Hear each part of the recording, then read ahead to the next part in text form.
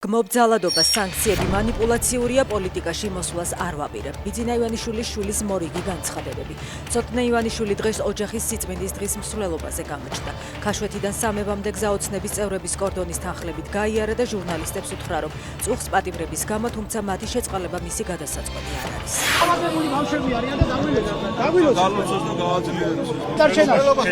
იუშენის სინდრომის მქონე ბავშვების მშობლებმა სასულიერო პირებს შვილების დალოცვა და მხარდაჭერა სთხოვეს. ბავშვები, მათი დედები, მამები და ბებიები მსვლელობის მონაწილეებს თავისუფლების მოედანზე დახვდნენ. მათთან ხელისუფლებიდან არავინ მივიდა, თუმცა ოჯახის სიწმინდის დღის მსვლელობაზე ოცნება სრული შემადგენლობით იმყოფებოდა. აუცილებელია ეკლესია და სახელმწიფო ერთად ვზრუნავდეთ მომავალი თაობის ღირსეულად აღზრდისთვის. ოჯახი არა მარტო პირადი სივრცე, არამედ ეროვნული იდენტობის საძირკველია.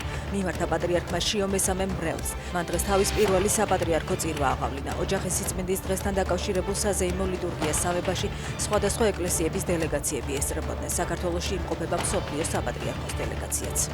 რუსული ჰაერსაწინააღმდეგო თავდაცვის კონცენტრაცია მოსკოვის რეგიონში ყველაზე დიდია, თუმცა ჩვენ მას ვძლევთ, აცხადებს უკრაინის პრეზიდენტი. ზელენსკი ამბობს, რომ ოკუპანტმა გასულ ღამეს სამართლიანი პასუხი მიიღო. მკაფიოდ ვეუბნებით რუსებს, მათმა სახელმწიფომ უნდა დაასრულოს თავისი ომი, აცხადებს ზელენსკი.